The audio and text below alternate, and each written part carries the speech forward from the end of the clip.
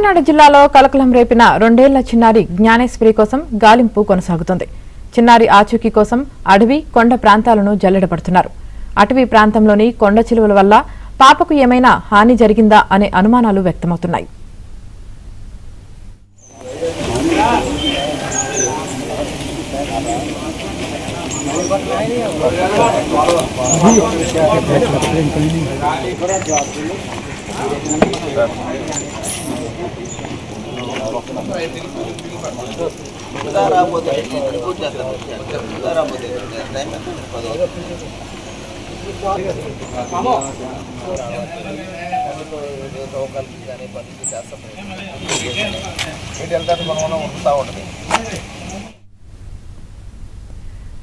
కాకినాడ జిల్లాలో కలకలం రేపిన 2 ఏళ్ల చిన్నారి జ్ఞానేశ్వరి కోసం గాలింపు కొనసాగుతోంది.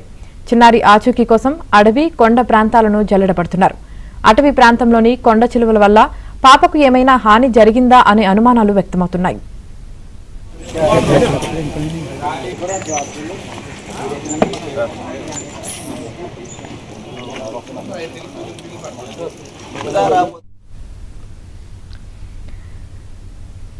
కాకినాడ జిల్లాలో కలకలం రేపిన 2 ఏళ్ల చిన్నారి జ్ఞానేశ్వరి కోసం గాలింపు కొనసాగుతుంది. దీనికి సంబంధించి పూర్తి సమాచారం మా ప్రతినిధి అప్పారావు అందిస్తారు. అప్పారావు, యామిని కాకినాడ జిల్లా తునిలో చిన్నారి మిస్సింగ్ అయ్యి ఈ రోజుతో దాదాపు 9 రోజులు అవుతుంది. 9 రోజుల నుంచి దాదాపు 450 మంది పోలీసులు అటవీ ప్రాంతాలని కొండ ప్రాంతాల్లో ఎంత జల్లెడి పట్టినా చిన్నారి ఆచూకీ ఏమాత్రం లభించకపోవడంతో పోలీసులకు ఈ రకంగా పెద్ద మిస్టరీగా మారింది. తమ చిన్నారి అసలు బతికుందా చనిపోయిందో కూడా తెలియక ఆ తల్లిదండ్రులు అల్లాడిపోతున్నారు. 9 రోజులైనా ఏమాత్రం చిన్న క్లూ కూడా లభించకపోవడంతో పాపను ఏ విధంగా ట్రేస్ చేయాలనేది కూడా పోలీసులకి పెద్ద సవాల్గా మారింది.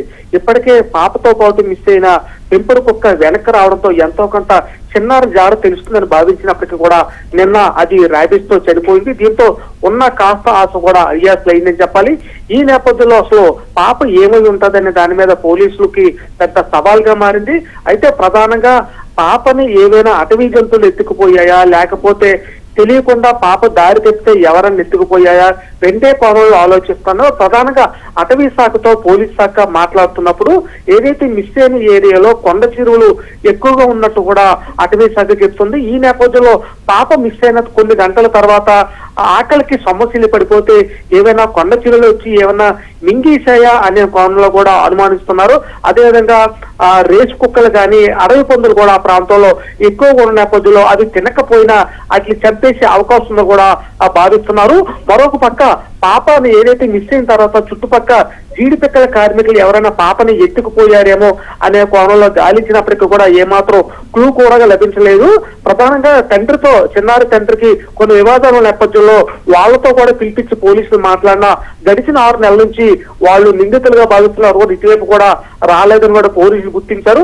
అదేవిధంగా 7 సెల్ ఫోన్ టవర్ లొకేషన్ లో దాదాపు కొన్ని 100 కాల్స్ విశ్లేషించి పాప మిస్ అయిన రోజు ఎవరైనా అనుమానాస్పదంగా ఫోన్లో మాట్లాడారని చూస్తే అందులో కూడా ఏమాత్రం క్లూ కూడా లభించలేదు. అలాగే మొత్తం పాప ఉన్న ఏరియా నుంచి చుట్టుపక్కల ప్రాంతాల్లో 32 సీసీ కెమెరాల ఫుటేజీలు సేకరించినప్పుడు కూడా అందులో అనుమానాస్పదగా కదలికలు కూడా ఏమాత్రం లేదు. ఓ రకంగా పాప ఎక్కడుందనేది మిస్టరీగా మారింది.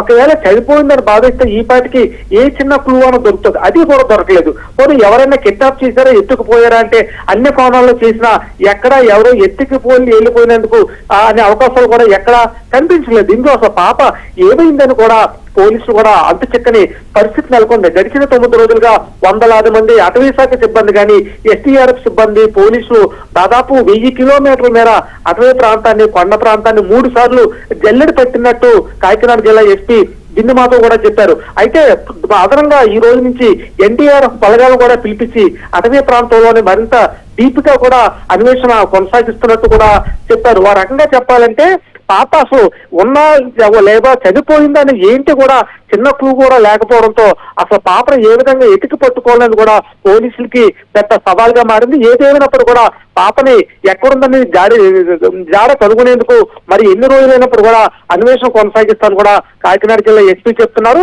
మరోపక్క పాపని అనుమానాస్పదంగా ఎవరైనా తీసుకెళ్లిపోయారని కోణంలో చుట్టుపక్కల గ్రామాల్లో గత కొన్ని రోజులుగా ఎవరైనా కనిపించడం లేదా అనేది ఆధార్ కార్డులు, ఓటర్ జాబితా మొత్తం ఎన్ని రకాల వీలైతే అన్ని రకాలుగా పాప కోసం జల్లెడ పడుతూ ఉన్నారు. ప్రధానంగా పాప తల్లి అయితే తమకు ఒక వ్యక్తితో కారుగారు ఉన్న నేపథ్యంలో వాళ్ళు ఏమైనా చేశారా అని అనుమానం వ్యక్తం చేయడంతో వాళ్ళు కూడా పిలిపించి గట్టిగానే విచారించినప్పుడు కూడా అసలు అటువైపు కూడా చిన్న క్లూ కూడా లభించలేదు. మరోపక్క కుక్క కూడా నిన్న ఆధారంగా భావిస్తే దానికి రాబీస్ సోకి చనిపోవడంతో ఆ ఆధారం కూడా లేకుండా పోయింది.